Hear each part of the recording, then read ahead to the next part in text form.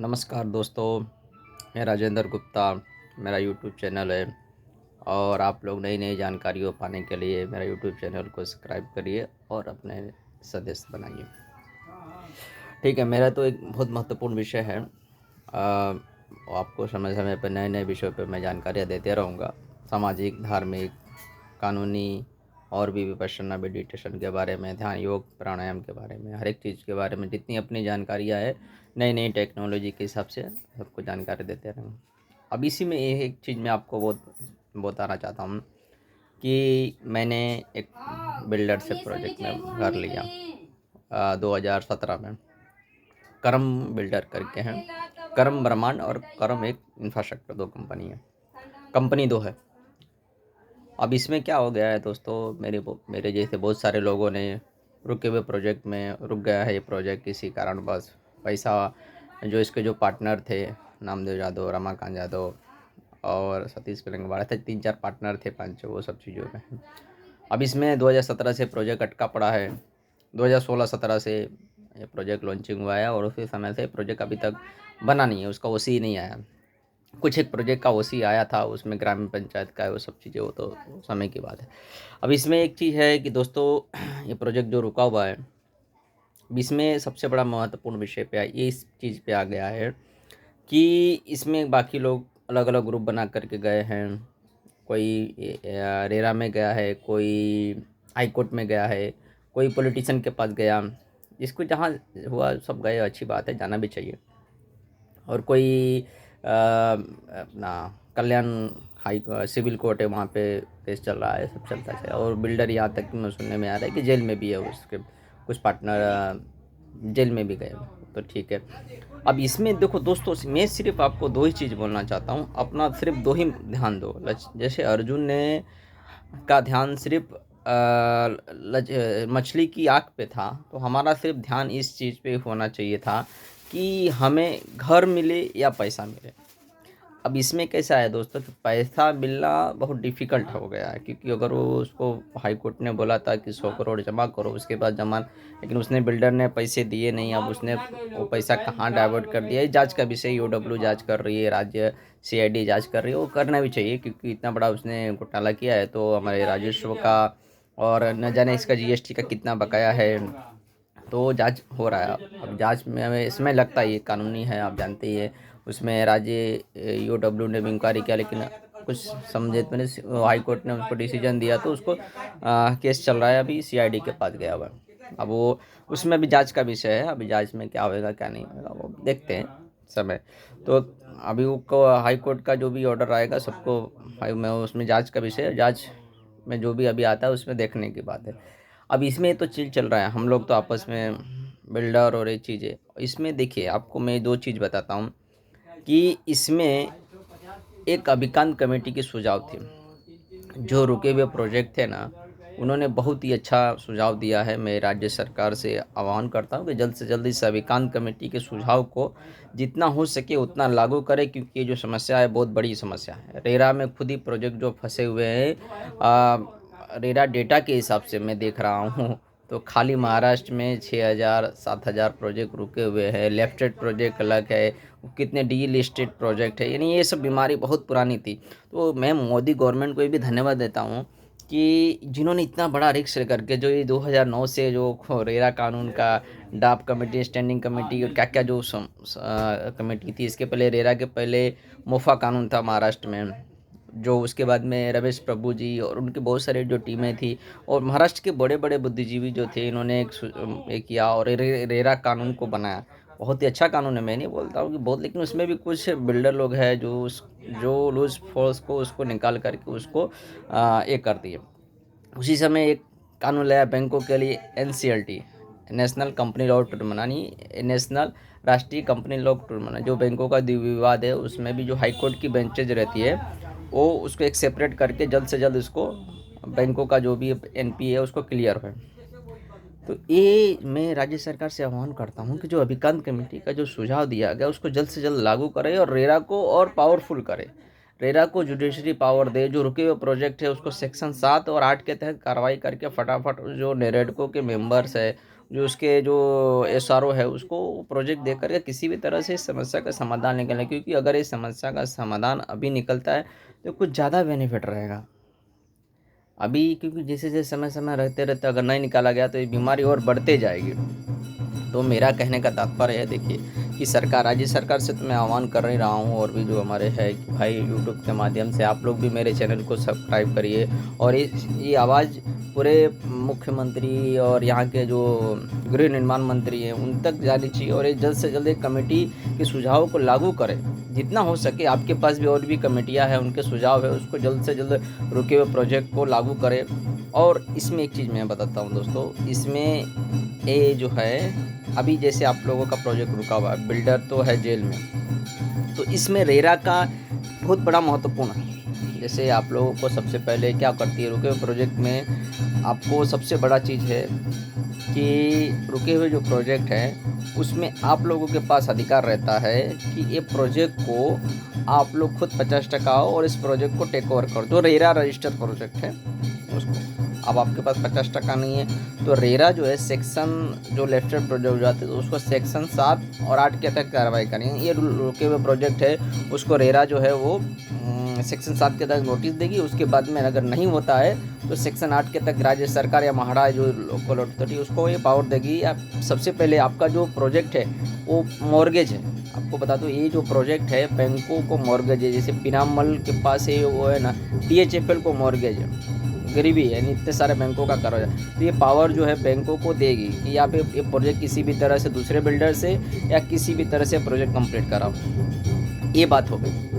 और दूसरा चीज़ है कि अभी प्रोजेक्ट में क्या हो गया है कि आपका जो बैंक था DHFL से, आप लोग DHFL से बिल्डर ने लोन लिया था 2014-15 उसी टाइम पीरियड में, तो एक बहुत बड़ा घोटाला हुआ था DHFL का, येस बैंक का घोटाला हुआ था, उसी में NBFC बहुत बड़ा घोटाला हुआ था। चलो उसमें तो बिना सोचे समझे DHFL ने लोन दिया। DHFL कंपनी जो डीलिस्टेड हो गई है शेयर मार्केट से, और अभी इस कंपनी को DHFL को ले लिया पीरामल। अब पीरामल ने भी इस बिल्डर को काफ़ी नोटिस भेजे होंगे, वो कुछ किया, लेकिन BSJ इन्वेस्टमेंट के पास भी, सॉरी पीरामल के पास भी ये लोन नहीं निकल पाया, तो उसको लोन को क्लियर करने, NPA क्लियर करने के लिए उसने ARC VSJ इन्वेस्टमेंट को उसने ये जो लो आपका जो पूरा पावर है वो दे दिया।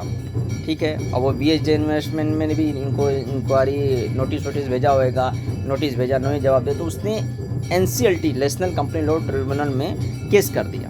और केस करने का केस किया है, उसका केस नंबर है 651/2023। अब वो उसका सुनवाई हो रहा था और मैं ऑनलाइन सुन भी रहा था, आप लोग भी ऑनलाइन सुन सकते हैं। तो अब उसमें क्या है कि उसने अभी 200 करोड़ तो दिया नहीं, उसका ब्याज है। अब उसके बाद अगर ये नहीं देता है तो उसका एक प्रोसेस है कि एक IRP नियुक्त होता है, IRP नियुक्त होएगा। IRP आपको सूचित करेगा और IRP पेपर के माध्यम से NCLT जो भी उसका पेपर रहेगा उसमें सूचित किया जाएगा कि भाई ये इस कंपनी को लिक्विडेशन में, मतलब उसको जो कंपनी में जो भी ख़राब चीज़ें थी, जैसे कैंसर हो जाता है शरीर में, तो उसके एक भाग को सही करने के लिए थोड़े से भागों को हटाया जाता है। NCLT का क्या प्रोसेस है कि अगर कोई डायरेक्टर गड़बड़ घोटाला कर रहे हैं तो सबसे पहले उस डायरेक्टर को हटाओ, जो ये नामदेव, रमाकांत और सतीश पिलंगड़, जो भी आपके कंपनी के डायरेक्टर, ये करम इंफ्रास्ट्रक्चर की बात कर रहा हूँ, तो इसको डायरेक्टर को तुरंत हटा देगी और नया IRP आएगा, तो नया बोर्ड ऑफ डायरेक्टर तो वही उस कंपनी का पूरा मालिक हो जाता है। अभी ऑर्डर आया नहीं है, मतलब प्रोसेस में चल रहा है, मैं आपको बता दूँ अभी ऑर्डर क्या आता है। 4 तारीख को सुनवाई है, समय समय पे मैं आपको जानकारियाँ देते रहूँगा। ये प्रोसेस चल रहा है। VSJ इन्वेस्टमेंट उसके ऊपर NCLT में केस किया है, कोर्ट नंबर 2 में है, आप इंक्वायरी करिए। मेरे से भी ऑनलाइन जितना होता है मैं आपको समय समय पर बताते रहूँगा। यूट्यूब पे मेरे चैनल को सब्सक्राइब कर लीजिए और आपको समय समय पे यूट्यूब पे सारी जानकारियाँ मैं देते रहूँगा। अब इसके बाद में अगर IRP नियुक्त हो जाता है तो जिनको पैसा चाहिए, जो कॉन्ट्रैक्टर है और है बाकी सब लोग हैं जिनको पैसा चाहिए, तो वो लोग अपना क्लेम फॉर्म भरेंगे कि भाई मैंने इतना पैसा दिया, इस प्रोजेक्ट में रहना नहीं है। और पहला चीज़, और दूसरा चीज़ है कि जिनकी शायद रजिस्ट्री हो जाती है तो उसको शायद क्लेम फॉर्म नहीं भरना पड़ता है। और जो प्रोजेक्ट में OC आ गया है तो एनसीएलटी के प्रोजेक्ट से शायद बाहर रहेंगे। फिर भी अपने एडवोकेट से राय मशवरा ले लीजिएगा, और आपके ग्रुप के सारे जो मेंबर हैं, जो बड़े बड़े लोग हैं, मैं प्लीज़ हाथ जोड़ के निवेदन करता हूँ कि प्लीज़ आपस में मत लड़ो, आप लोग समझो इस प्रॉब्लम को, और जो भी है भाई थोड़े परिवार में मनमुटाव है तो उसको दूर करो, और आपस में लड़ोगे तो कुछ मिलने वाला नहीं, वही वाला हालत हो जाएगा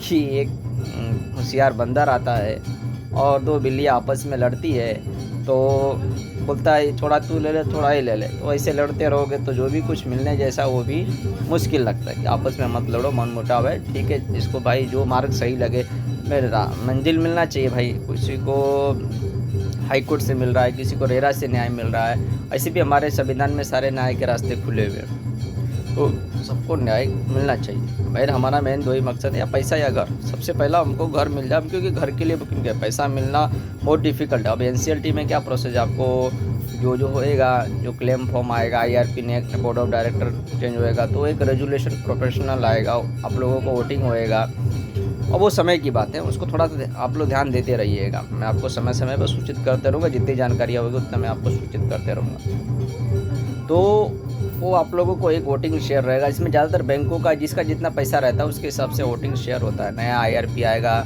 और नया आईआरपी आएगा, उस कंपनी को टेक ओवर करेगा, उसका सारा डिटेल आपको मिलेगा, वो अभी प्रोसेस में। अब उसके बाद में मान ले तो उसके बाद में वोटिंग होएगा। उसके बाद में अगर प्रोजेक्ट बच जाता है 90% तो प्रोजेक्ट बच ही जाता है, क्योंकि दूसरा बिल्डर आएगा तो किस प्राइस में देगा क्या नहीं देगा वो थोड़ा डिफ़ॉल्ट रहता है, वो आईआरपी रेजुलेशन प्रोफेशनल में आपको दिखाएगा, वो बात की बात है। अब इस समय ये है, इस समय इसमें ये कि एनसीएलटी में उसका केस चल रहा है, 4 तारीख को उसकी सुनवाई है, और आप लोग इस मामले की गंभीरता को समझो। और उसके बाद में भी अगर आप लोग चाहो, अगर नहीं भी होता है तो आप लोगों के पास रेरा का भी प्रावधान है, सेक्शन 7 और 8 के तहत आप लोग कार्रवाई कर सकते हो, और दूसरा बिल्डर को ला करके सेक्शन 7 और 8 नए बिल्डर जो है नेरेडको का मेंबर है, तो आप लोग उस बिल्डर को हटा करके, या बैंकों को आप रेरा से बोल सकते हो कि जो पूरा पावर है उस पूरा जो है कि उसको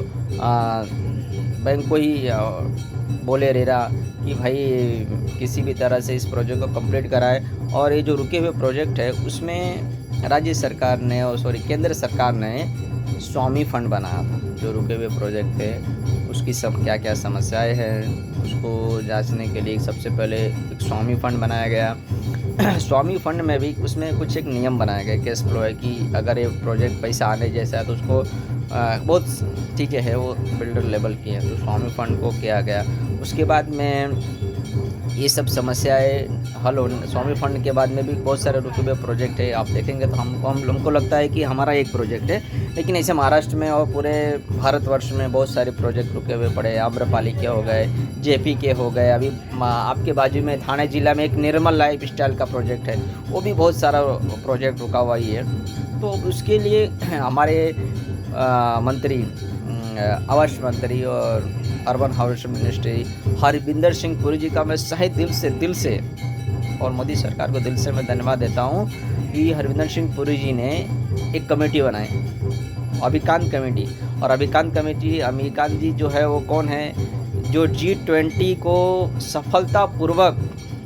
सफलतापूर्वक उन्होंने अपने भारत में इतने देश के लोग आए और G20 का सफलतापूर्वक हुआ और हमारे भारत देश का नाम हुआ।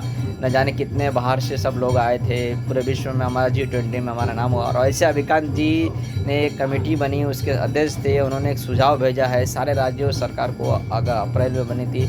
उसमें बहुत ही अच्छे सुझाव दिए हैं कि जो रुके हुए प्रोजेक्ट है उसमें कैसे लिया जाए। बहुत सारा ड्राफ्ट है उसमें, हर एक चीज़ों में मैं बारीकी से नहीं पढ़ना चाहूँगा, मैं एक्चुअली में पूरा पढ़ा भी नहीं हूँ अभिकांत कमेटी का। और सुझाव है, मैं यही आह्वान देता हूँ कि इसमें छोटे छोटे है कि जो 4 स्तंभ है जो रुके हुए प्रोजेक्ट है, कि सबसे पहले सरकार, बैंक और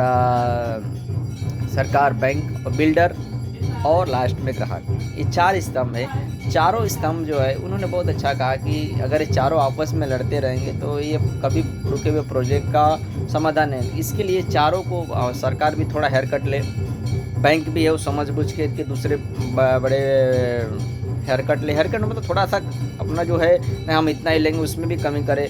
बिल्डर को भी बोला गया कि आप आपसे नहीं हो रहा है तो आप दूसरा बिल्डर ला करके इस प्रोजेक्ट को कंप्लीट कराओ और उसका प्रोजेक्ट का पूरा मॉनिटरिंग करे, रेरा पूरा मॉनिटरिंग करे और ग्राहक को भी थोड़ा समझ बूझ करके ये करना चाहिए कि कैसे हमारा ये प्रोजेक्ट कंप्लीट होए। और दूसरा चीज़, एक चीज़ ये भी है, अगर कोई प्रोजेक्ट रुक जाता है ना दोस्तों, तो सबसे पहली बात है ना कि कोई नया ग्राहक आता नहीं, तो दूसरा बिल्डर क्या होता है कि अगर यार नया ग्राहक नहीं आएगा, नया कुछ नहीं होएगा, तो फिर मैं कोई फ़ायदे का चीज़ में कैसे लूँगा।